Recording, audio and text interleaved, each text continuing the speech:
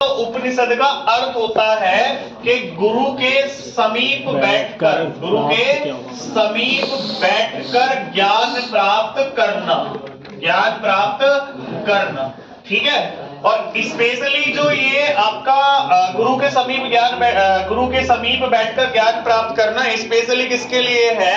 तो स्पेशली आता है कि ब्राह्मणों के विरुद्ध, ब्राह्मणों के विरुद्ध, तो ब्राह्मणों के विरुद्ध राजपूतों का ज्ञान, राजपूतों का ज्ञान। ठीक है, स्पेशली इन्हीं के लिए आता है। तो उपनिषद का अगर अर्थ आपसे पूछ लिया जाए तो वो होता है गुरु के समीप बैठकर ज्ञान प्राप्त करना, और स्पेशली ब्राह्मणों के विरुद्ध राजपूतों का ज्ञान। ठीक है।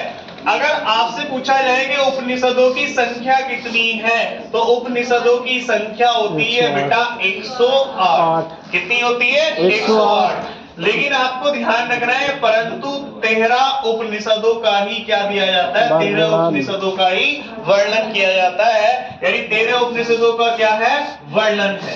मतलब टोटल उपनिषद कितने हैं? तो टोटल उपनिषदों की संख्या तो है 108, लेकिन अगर देखा जाए कि कितने वर्णित हैं, किनकी चर्चाएं होती है ज्यादातर, वो कितने हैं? वो है 13।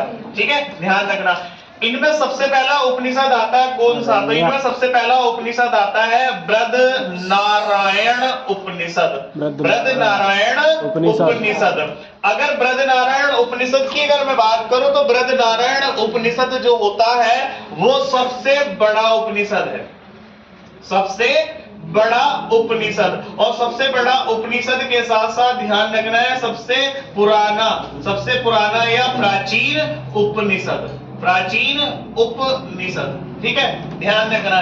तो उपनिषद का अर्थ क्या है? तो उपनिषद का अर्थ है गुरु के समीप बैठकर ज्ञान प्राप्त करना, यानी ब्राह्मणों के विरुद्ध राजपूतों का ज्ञान या ब्राह्मणों के विरुद्ध राजपूतों के ज्ञान की प्राप्ति, यही उपनिषद है। उसके अलावा अगर देखा जाए कि उपनिषदों की संख्या कितनी है, तो उपनिषदों की संख्या कितनी है? 108, परंतु 13 उपनिषदों का ही क्या दिया जाता है? वर्णन किया जाता है। अगर देखा जाए कि सबसे पहला उपनिषद कौन सा है, तो बृहदनारायण उपनिषद। अब बृहदनारायण उपनिषद कैसा उपनिषद है? ये सबसे बड़ा उपनिषद है और सबसे पुराना या सबसे प्राचीन उपनिषद है। ठीक है, ध्यान रखना। अगले एक उपनिषद की ओर अगर मैं बात करूं तो एक निषद आता है कठोपनिषद। कठोपनिषद की बात मैं बताऊं क्या है? कठोपनिषद में है क्या? तो कठोपनिषद में अगर देखा जाए ना, तो यहां पर जो है ना यम और नचिकेता का वर्णन है। किसका है? यम और नचिकेता। ये दो वर्ड आते हैं, एक आता है यम और एक आता है नचिकेता। तो यम और नचिकेता का वर्णन कहां है? तो यम और नचिकेता का वर्णन है कठोपनिषद में। उसके अलावा जो ओम शब्द है, तो ओम शब्द का वर्णन भी कहां पे करा गया है? तो ओम शब्द का वर्णन भी कठोपनिषद में ही करा गया है।